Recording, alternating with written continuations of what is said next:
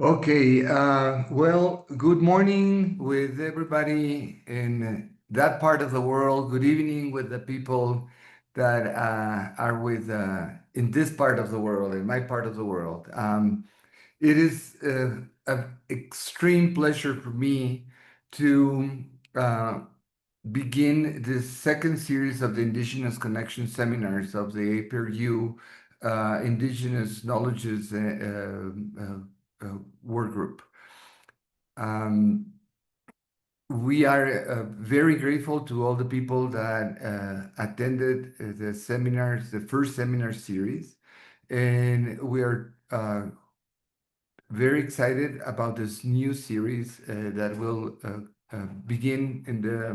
that begins now through the rest of the year, and we expect to extend ourselves also to the first part of 2026. It is with a very profound respect that I now shared the screen with Professor Thomas de Schneider, Chief Executive Associate of the Pacific Rim Universities, who is going to give some opening words for our seminar series. Thank you so much, David.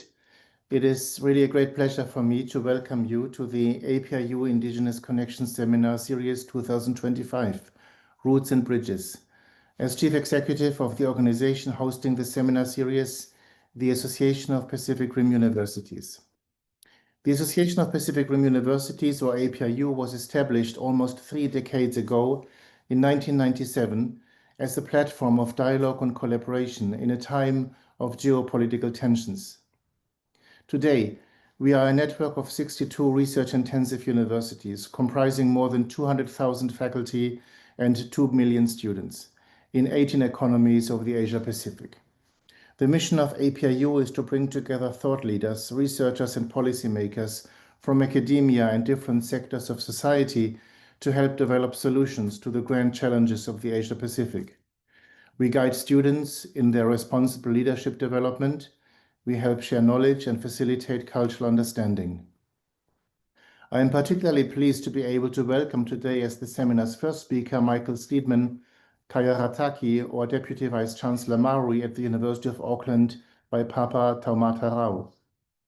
1 year ago, Michael presided over the Poveri, the Māori welcome ceremony for APRU's annual president's meeting in Auckland, in Māori Tamaki Makauhau. I had the honor to be the respondent in that ceremony, conveying our deep respect and profound gratitude to the hosts and the ancestors of the land, and to speak about the purpose that had brought us together on their land. In the same spirit, I would like to acknowledge today all the lands and their hosts from where we are convening for the Roots and Bridges seminar. Rooted in ancestral lands and traditions across the entire Asia-Pacific, the Indigenous Knowledges Network builds indeed bridges across the Pacific Ocean. Comprising currently 17 of our member universities, the APRU Indigenous and First Nations Knowledges Network is a platform to provide an Indigenous approach to key global issues such as climate change, sustainability, language preservation, education, and cultural identity. APRU is determined to advocate for indigeneity across the Pacific Rim and to develop the Indigenous and First Nations Knowledges Network further. In a time where the politics of national states are the source of most global crises, and the limitations of national states to solve those transnational problems are evident, should we not wonder whether solutions might indeed lie within the capacity of communities that transcend those various limitations, such as Indigenous and First Nations ones? Should we not consider whether traditional knowledge that for thousands of years has offered a harmonious relationship between humanity and the planet might offer more sustainable approaches to the planetary problems than the modern framework in which we are caught up? The realization that traditional knowledge must be included within academia in order to overcome biases and limitations has led many APRU member institutions to establish premier departments and programs in Indigenous, First Nations, Maori, Pacific, Native American, and Latin American studies. Over the past 2 decades, prominent universities have also introduced an international and comparative dimension to the Indigenous and First Nations programs. It is the purpose of precisely the Roots and Bridges seminar series to amplify Indigenous voices and visions across the Asia-Pacific. The 2025 series is the continuation of the series inauguration last year, which featured 8 sessions, 11 speakers, and the participation of 17 APRU member universities, alongside another 50 organizations. This year's new series will feature 6 enlightening seminars between May and November, and I wish the series even greater success and even more meaningful impact. Now, I would like to give over to our moderator, David Romo, to introduce our first speaker, Michael Steedman. Michael, thank you very warmly. Tēnā lavatukoi. Thank you very much, Thomas, and thank you for this perspective of everything that APRU it's doing. When we ask each of our speakers to send us a short bio, I expected to have the very traditional way of describing one's work. And Michael is nothing but that will get close to just traditional and simple. Although if you talk to him, the kind of person that you perceive is somebody who amazingly of the circumstances is in a very strong peace with himself and transmits that peace to the people around him. So the first time I met him, we were in a meeting in Mexico in the middle of the mountains. And the crisis for all the people from the University of Auckland was that their luggage never arrived. Michael is sitting now, and you cannot see the full length of his height and width, which makes it almost impossible to find clothing all around the world for him. But he was always very happy and not minding at all this problem that for a lot of us could resolve in a tremendous crisis. In the next years, in the next meetings that we had, I pay attention to Michael a lot because one of the things that really impressed me was how he connected right away with Indigenous leaders of whatever country we were at. And it was not just a friendship connection, it was a very intimate connection. And he was always trying to understand what kind of practices the Indigenous people that were visiting had in common with the Māori and how much was different. And at finding the similarities, he was connecting, and not connecting just for him or his group, but connecting for all of us. And all of a sudden, I am not, nobody has told me this, but I think Michael has been the first ambassador of the Indigenous Knowledges Committee and work group, wherever we go, because he's very attentive to that. Michael is the Pro Vice-Chancellor, Kaiarataki, Deputy Pro Vice-Chancellor at the University of Auckland. And I told him that he has to read his introduction because it is, to me, it's like a prayer, and I really don't think I should be saying that, but I'm very, very excited to hear what he has to say. And for the people that are visiting or attending this seminar for the first time, I want to tell you where the origin of this idea of the seminar came from.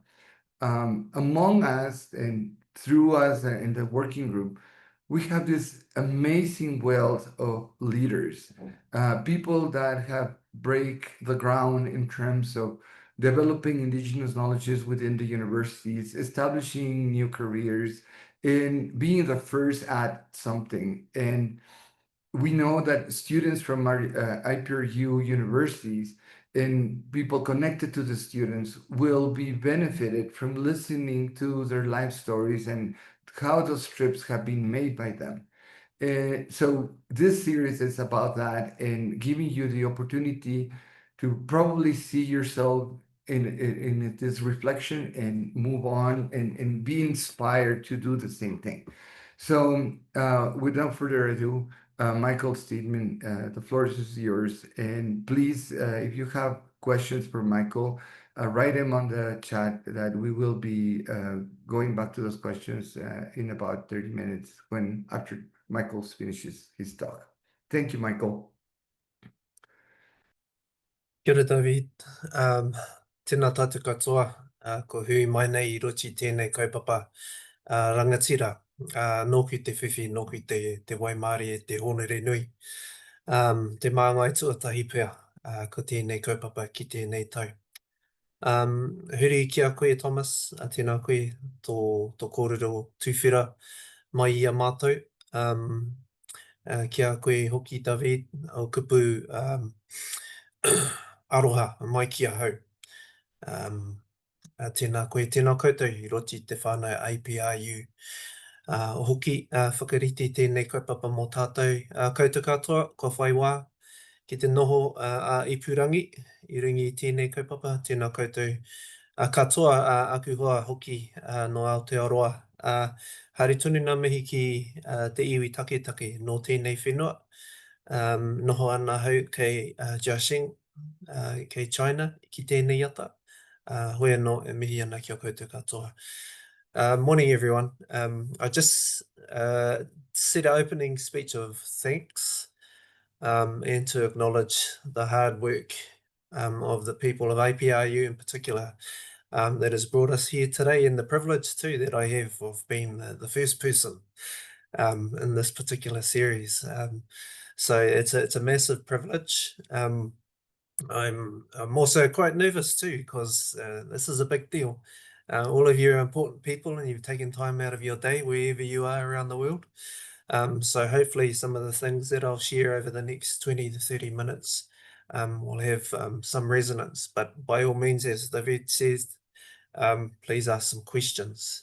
And just to acknowledge again, Thomas, mihi ana kia koe. Thank you again to APRU. Thank you for your words too.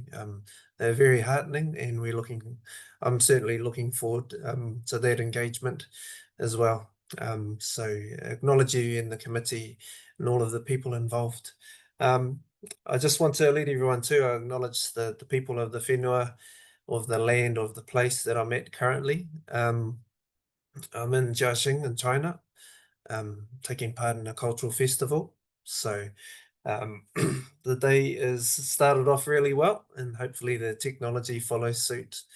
So as David mentioned, I have a little introduction to give of myself, and that's included in the slides. So I'm going to turn to those slides now.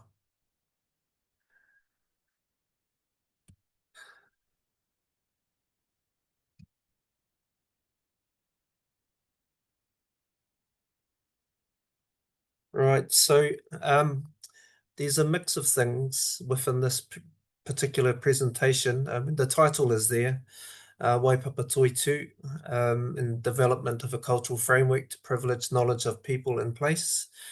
And just want to thank David again for making note of that observation you had of me. I've always found it important to, and I think it's an important part of our Māori culture, as it is with other cultures around the world, to try and find some way of connection into place, into people. And in order to do that too, you need to have some knowledge of your own place and people. So a lot of what this presentation touches on are those ideas.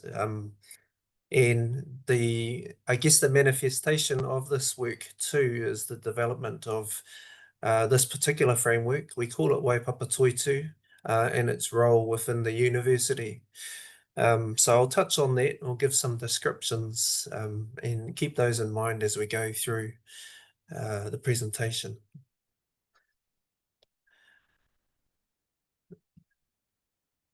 Okay.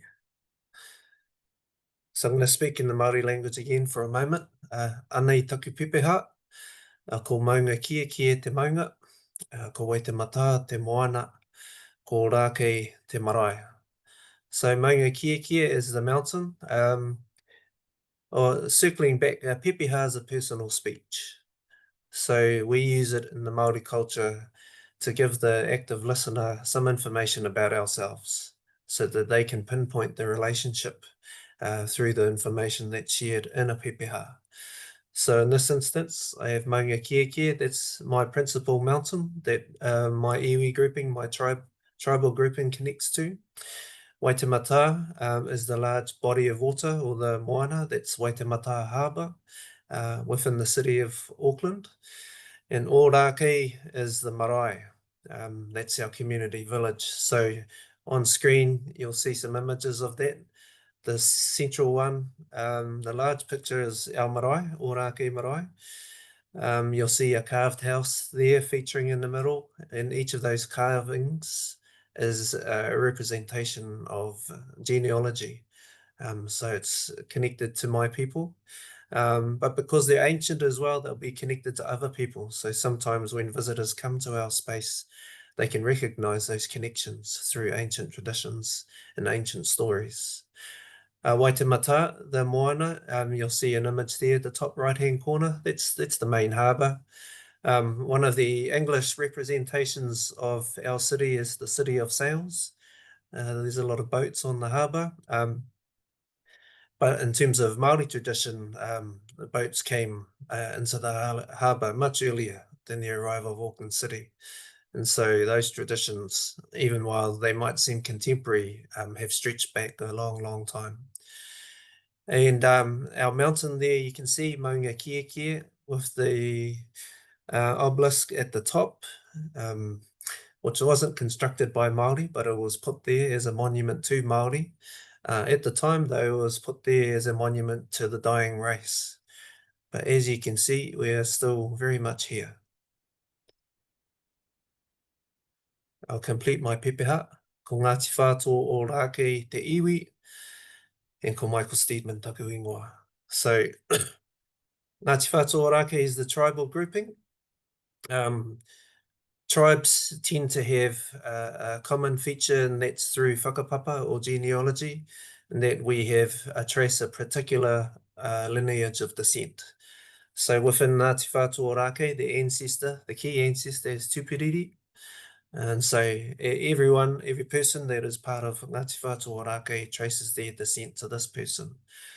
So if I meet anyone around the world outside of Ōrākei and they say they hold this particular tribal grouping, then they're related to me. And so with the pepeha, this is one way that we share and collect all of the information so others know exactly where we're from. And then my name, Michael, which is my mum liked a guy and his name was Michael, so that's how I got my name. Not a very traditional Māori name, but it's my name nonetheless, and I'm very proud of it. And Steedman is my father's surname, and it traces his lineage back to Fife in Scotland. So I have that lineage attached with me also. Now, just a further description around the idea of pepeha, there's a quote here. And I'll read a lot of these descriptions too, so you don't have to go through it if you can't see the text. But one of our Māori academics, Whare Huia Milroy, has a definition of himself. And you can read it there. So first and foremost, I am tūhoi. Secondly, I am Māori. And thirdly, I am Pākehā. And so in his description here, he's stating that he identifies firstly as tūhoi. That's his iwi grouping, that's his tribal position. and that these things are important because I'm speaking as an Ngāti Whātua Ōrākei person first. Secondly, I am Māori, and through gatherings such as this, roles that I play in my workplace or community groups that I'm a part of, where other tribal groupings get together, we can speak with the permission of that group as Māori. And then I have my other whakapapa that's inherent within me, my father's whakapapa, as Pākehā. And so typically, when I speak as a Ngāti Whātua person, even though I might be part of other communities, but I also carry that Māori identity with me also.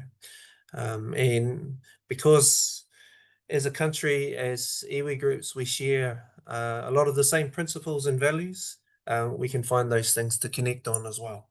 And then, of course, as a New Zealander, as a Pākehā, in Aotearoa, being part of the culture that we understand it to be in our place. So coming back to the reason for this conversation, it's to do a little bit with my thesis. So these things are accessible, but I'm sure we can find through the network here a way to get a link to my thesis. But really the thesis was an analysis, I guess, of the Waipapa Framework, Waipapa Toitū. So within it, I chose to take a auto-ethnography approach and really just find a place for my personal experiences and how they connected with something so narrative-laden as the Waipapa Framework. I identify critical incidents in pūrākau stories. The critical incidents thing was quite important to me because I didn't grow up with my culture. I didn't grow up with my Māori language. That came to me much later on in life. In fact, after my first degree at university was the first time that I really connected with my culture. And there was a couple of moments or critical incidences that caused me to come back into the fold, if you like, through that early part of my life where I didn't have access to language, customary practices, all the things that I am now deeply, deeply involved in. So that's a part of the idea of choosing auto-ethnography too, is the methodology. Within the thesis, I framed it around the idea of a kapahaka performance, and I'm going to get into that shortly with some of the slides. And just acknowledging too another framework of thinking that's really embedded in this conversation, the idea of Mātauranga ā-iwi, knowledge that's derived from people, in particular peoples, and Mātauranga ā-whenua, knowledge that comes from the land. Things in our culture or in our country, Māori place names are rarely ever just simply there because something needed to be named. It's a name that carries some history, it carries an event, an activity, it carries an aspiration, it carries all of these things. And often it's codified to a particular group of people or a moment in time. So these are really important to understand.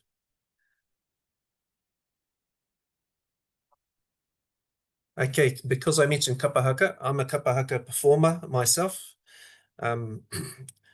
That's why I'm reasonably comfortable getting up in a group front of a group of people and singing a song or doing a haka or something like that. In fact, my voice is a little bit croaky today because that's exactly what we were doing last night at the banquet for the festival that I'm participating in. So kapahaka is, in brief, Māori performing arts. The word kapa means group. Haka is a type of performance that is expressive. And this word kapahaka, grouping of words, has been used now to describe an overall performance and all of the skill sets contained within that. And one of the main things it's for within the Māori culture is to share the culture, share stories, have an interesting way to do that. There's a lot of different aspects to kapahaka, and I'll get straight into that now. So a kapahaka performance is made up of 7 items. So I've leapt immediately into high-level kapahaka performance for competitions. So some of you will know about Te Matatini. That's the biannual, or every 2 years, biannual competition that's held in New Zealand, where senior kapahaka groups from around the country qualify for a national tournament, and you have 30 minutes to perform your best to hopefully become champions. So this group here is Hātea Kapahaka. It's on my shirt. And it's performed at the Nationals, and both myself and my wife, along with some cousins of mine, and they're all friends of mine now, perform in this group. So each of the items I'll go through quickly. A waiata tira is a choral item. It's as simple as that. See if you can sing as well as you possibly can to wow the judges. So that song, I'll carry on. Then the whakaike literally means to enter or move onto the stage. So that's the entry item. It's supposed to be dynamic. I guess it would have been good to have some videos for you now, but we can do that at another time. And physically entering the stage in the best way that you can. Some groups use haka, some groups sing their way onto stage, or some groups do a mix of both. And others occasionally take a very different approach to it. But basically the idea is to enter onto the stage. A mō is a traditional chant. So it's not touched necessarily by contemporary ways, but trying to get a traditional chant where you're sharing some really key information about the host group that's performing it. So often you'll use the voice that sounds very back of the throat. Ha, ha, ta, ha, ha, wa. That's that sort of sound, rather than singing. Waiata āringa action song is literally just that, a song with hand actions. And hopefully you sing them well and you move around stage as well as possible too. So the song that you came into the Zoom today was a waiata āringa that our group sang at the Nationals just recently to acknowledge a person that we were all familiar with who had passed on the year before. The last remaining items here of a kapahaka performance, the poi.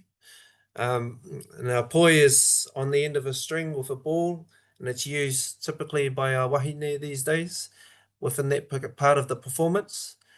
Then a haka is, I think most people are familiar with the haka kamate.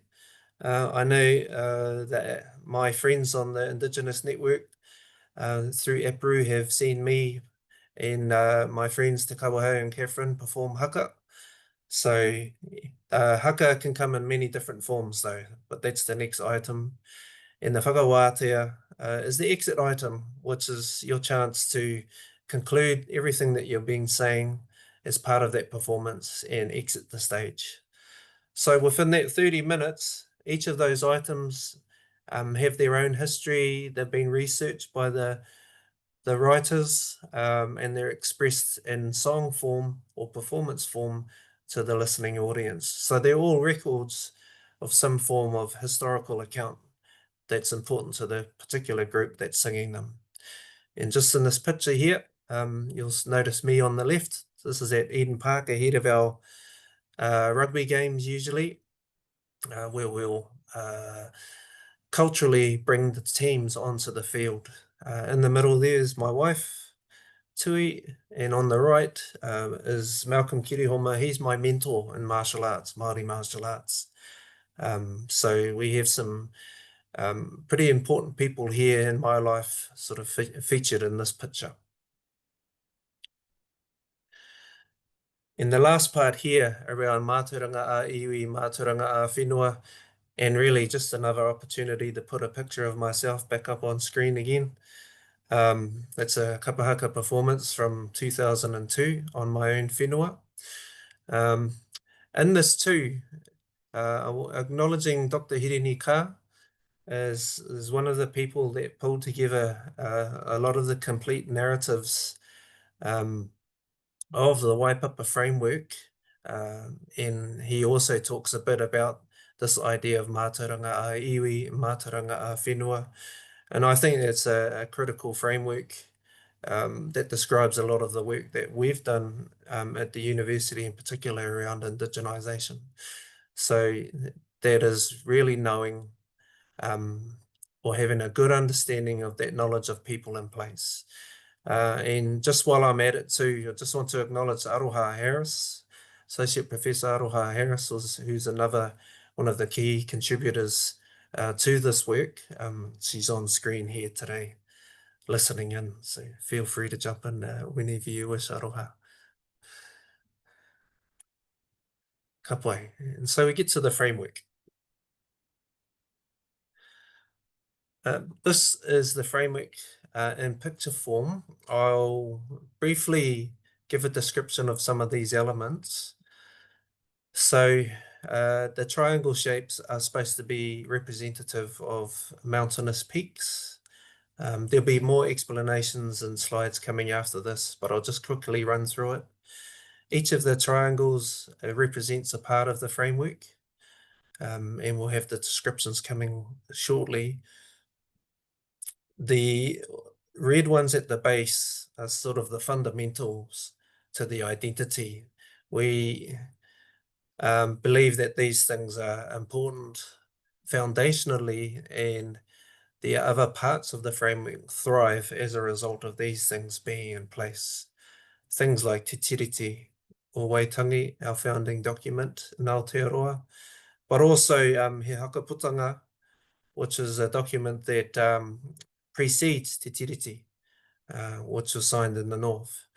And then in the middle we have tika pono naroha, values that we hold dear. Tika meaning correct or appropriate. Pono, having belief or being true to oneself and thoughts. Aroha, love. And then the progressive movements that sort of are developed as a result of these other two being in place. The idea of treaty partnerships, Te Tiriti partnerships, and how they're constantly worked on between iwi and the Crown, with varying degrees of success, but nonetheless, these are the things that we continue to work on for the good of the generations yet to come. So just a description around where the framework came from, really, and it was the idea of Waipapa Taumata Rau.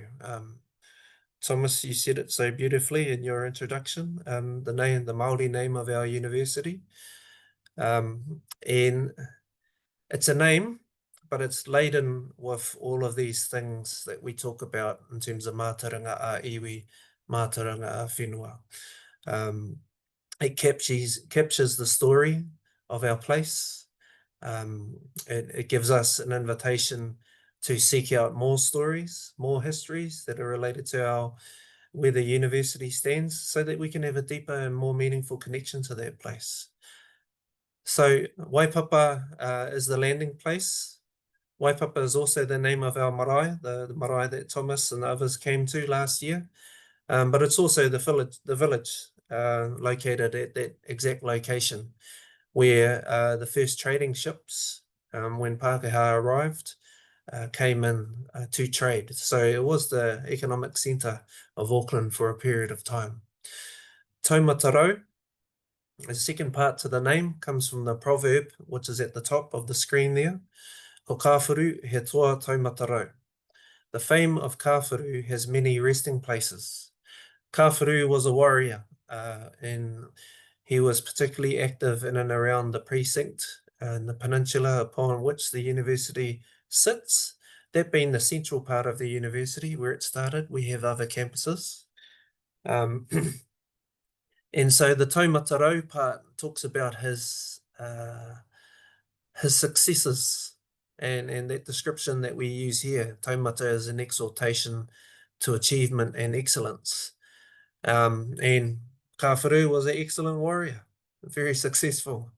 That's why a lot of the place names in that part of Auckland are named after him, because he had that gravitas, he had that leadership, and he was, I imagine, feared as well as loved, but he certainly had an impact And he also was connected to Ngāti Whātua. He wasn't from Ngāti Whātua, but his sister had married into Ngāti Whātua. And so that's how that connection is honoured.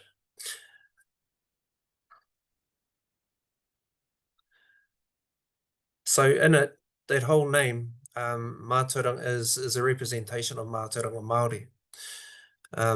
Through place names, we get to find out or see that connection to people like Kāwharu and his activities.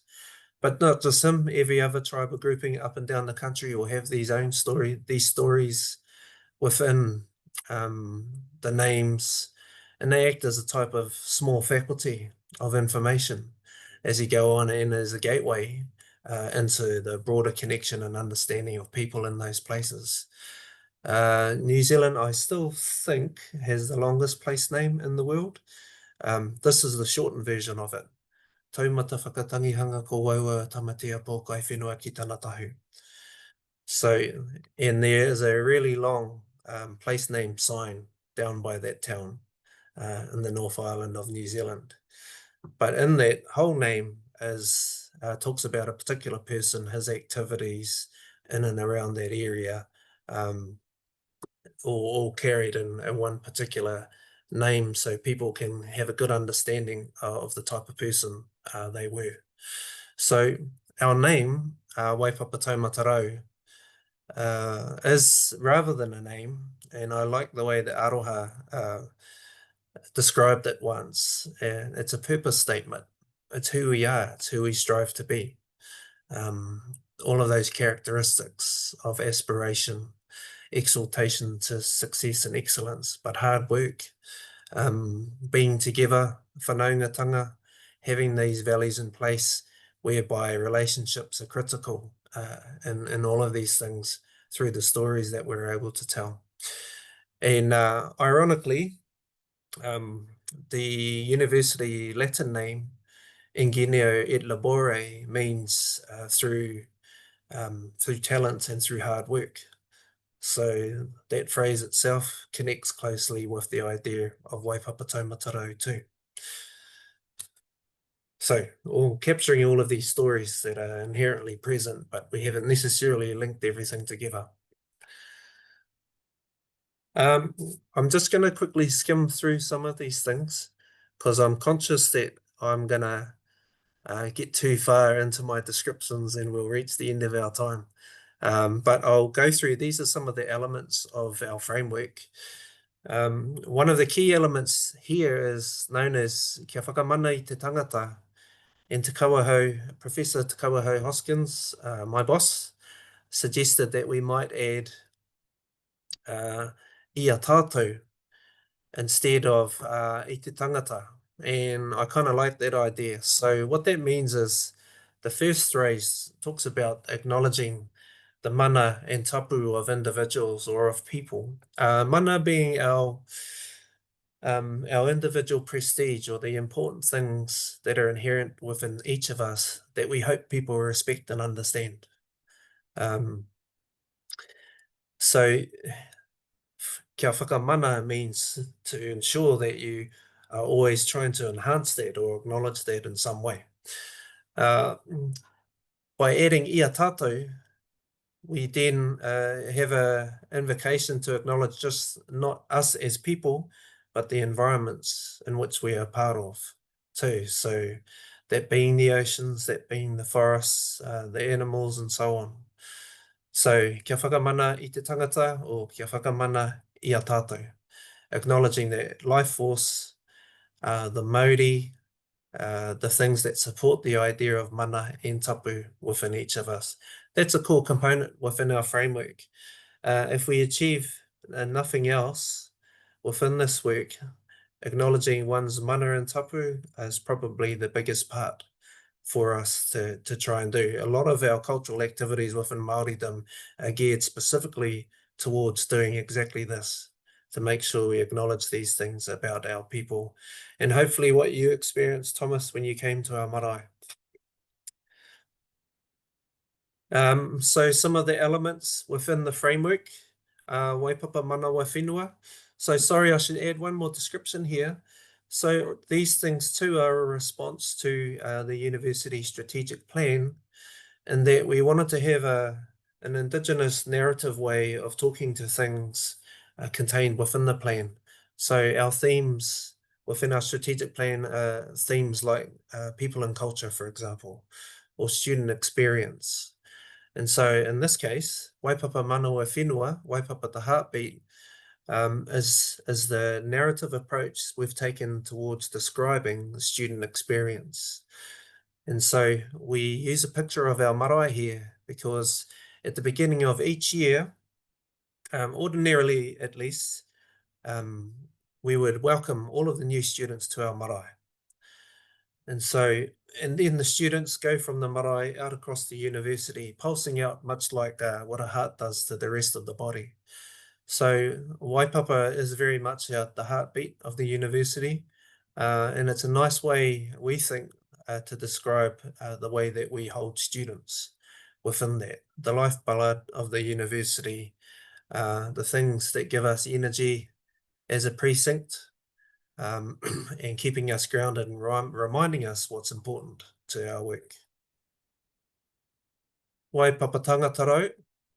This would be the people and culture aspect of our strategic plan. And again, a narrative approach to these things. Now, within the name, Waipapa Taumata Rau, this name at the top left, Waipapa, we're always invoking Waipapa because that acknowledges our place and where we are. The next part of the name, Tangata Rau, tangata being people. Rau means 100 or many.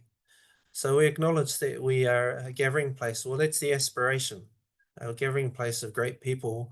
But again, going back to that point of kia whakamana i te tangata, acknowledging people in that way, acknowledging that which is inherent in them, and hopefully they find a way to represent that in their time with us.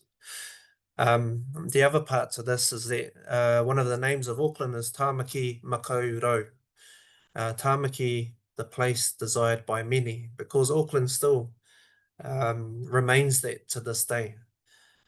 In ancient times, it was because of the volcanic soils and the two closely located harbours, the forests, all of the animals available. These days, it's the commercial centre, it's the largest city in the country. So Tangata Rau, or Tāmaki Makau Rau, is still an active, an appropriate representation of our city. Waipapa Herenga Waka. This relates to strategic partnerships and relationships. So one of the names of Auckland again, Tāmaki Herenga Waka. So we've used that idea of Tāmaki Herenga Waka, Tāmaki, the place where people tie their boats together. And it really just means that it's another place of encounter. It's another place that people feel drawn to.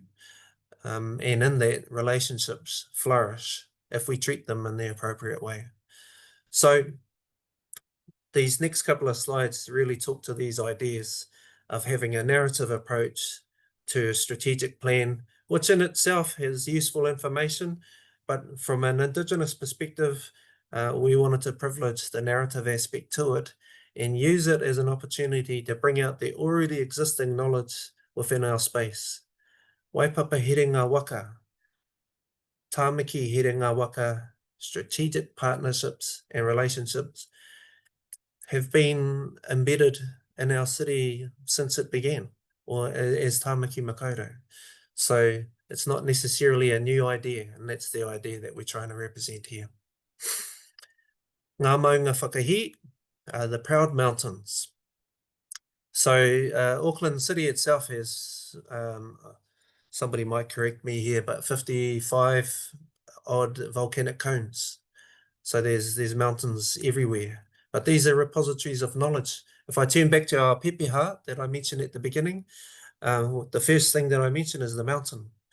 People need to know who my mountain or what my mountain is, so that they know how to physically locate me and then build a relationship from there. And this is where all of my history sits as well, because my people lived on this particular mountain. If you look at this picture, you can see the undulations in the side of the hill.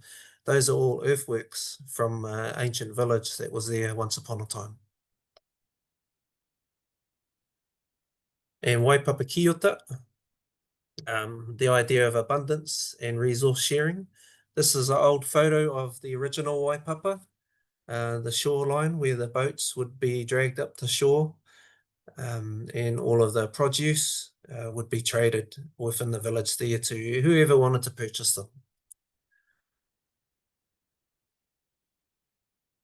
And the last one, within our framework, Waipapa Taumata Rau, and it's a picture of the stars, because when we acknowledge the passing of any of our loved ones or those that we are aware of that have passed on, we liken them to returning to the stars. So the celestial connection or the celestial narratives are very important around invoking those old relationships and ancient connections. So within this particular theme, we talk about our Pacific relationships and why those are important to us, and maintaining those connections. Because if we go back far enough, we're all absolutely related. And so we want to maintain that support of one another within our space. Ka pai. Tata tātou ki te mutunga, which means we're close to the end. Thank you for hanging in there.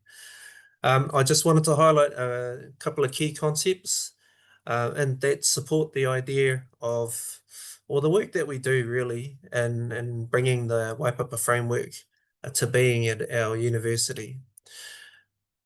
Tikanga, very important. Our customary practices, they hold good lessons for us. They are, as it says in here, they're reproducible, so we can always know what to do with in any moment that requires our support in some way or the expression of our cultural practices. As I mentioned, I didn't grow up with these things. These have been relearned for me. So we often have to get together and discuss tikanga and these practices to make sure that we're honouring them and how they connect to the ideas that I've mentioned so far, the storytelling and so on. There's another one here that I thought was quite interesting from some researchers out of Australia called Indigenous Standpoint Theory too. That, and I put this in here because it does relate, it does capture a lot of the thinking inside of my thesis or the work that we did around explaining the framework. So there's three parts here: the cultural interface, knowing how your culture can exist within the Western Institute. So we do it often. We are constantly finding ways to make sure that our expression of tikanga or our cultural imperatives are tika, they're appropriate within the setting that isn't Indigenous necessarily. And so that takes some thinking, that takes wānanga, that takes meetings, and it takes sometimes failing as well to learn those lessons and relearn those lessons, but staying connected with the experts, such as our elders. Then we have Indigenous agency. So my role is a representation of that. I'm allowed, or I'm asked, I'm required to be an Indigenous leader in my role alongside my colleagues and a lot of colleagues at the university, some on the call here.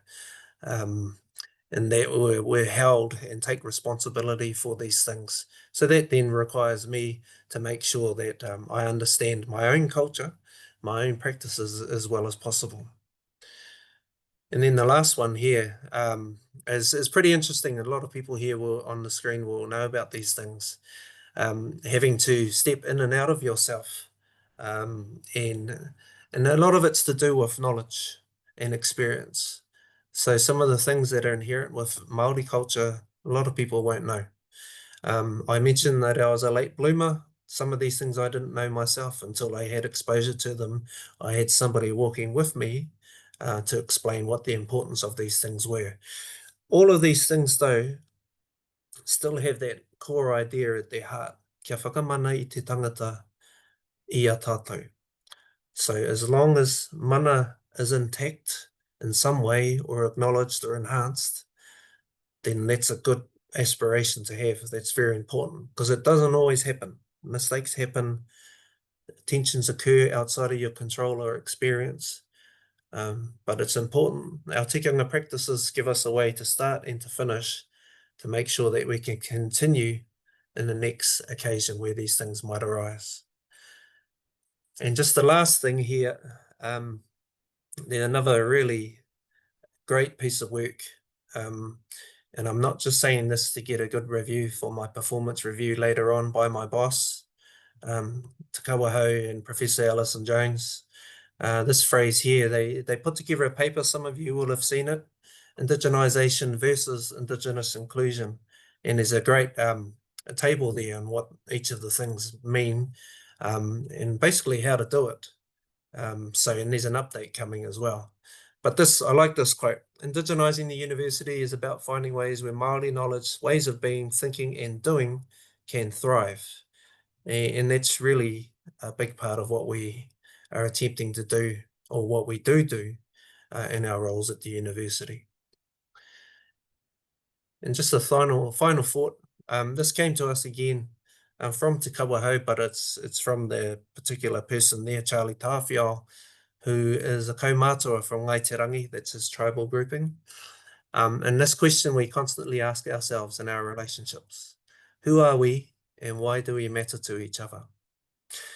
That's a very important question, because knowing yourself through things like a pepeha lets other people know who you are, even if it is on a surface level, and then figuring out through that, why do we matter to each other? Do we know each other from our previous relationship, or did we know each other from another lifetime ago? Pepeha are useful to be able to surface those relationships where perhaps you think they may not exist. And then grappling with that idea yourself: who are you? Who are we? So I think that's my last slide. I do have some references for those that wish to see this at a later date, but I'm going to stop here. Kia ora tātou, thank you for listening to me, and hopefully it wasn't too monotone. Oh, not at all, Michael. But I just wanted to say that every time we have the opportunity to walk through some of the indigenous knowledges, indigenous understanding of a particular group from the colleagues in our network, it's just an inspirational trip. And that's what you have just giving us. And very much to my surprise, to learn that this is not something that was part of your upbringing as a child, but it was something that came to you later on in life, and see the passion and strength with which you defend your indigenous traditions and knowledges and language and principles. More than anything, your principles. It's really note-taking. And Michael, you did a very good job, but you took some of the time for questions. So I'm sorry to the public out there. We don't have time. I need to ask Nolani, in representation of the network, Indigenous Network, to give us some closing words. But since that's going to be the last part of this meeting, I do want to change a little bit the agenda due to time, and make sure that I'm inviting people for the next conference. And I know that David, it's probably going to have the slide there. Are you okay? So we're going to have Selena Solis from the University of British Columbia, and we will be with her on January 26, 27. On 26 for the people in the Americas, and 27 for the people in Asia. And so without further ado, I would like to pass the word to Nolani. Well, look, I'll step in, given that we can't hear Noelani. I'm Adrian, for those of you who don't know me, and I am the co-convener of the network. My thanks to David for his coordination of the seminar series once again. My thanks to Thomas for his words at the beginning. And the continued commitment of APRU to the work of this network. And of course, my thanks to Michael for his inspirational presentation, which I enjoyed enormously. And I'm really grateful to him for kicking off the seminar series this year. Also, I'd just like to thank the audience. We've got some new people here today. Please stay with us. It runs all year, and it's a really great series, and we want to spread the news of what we're doing as widely as we can. So I'd like to thank everybody for attending today, but especially the newcomers. And I hope that everyone will be available to attend as many of these seminars as possible during the course of the year.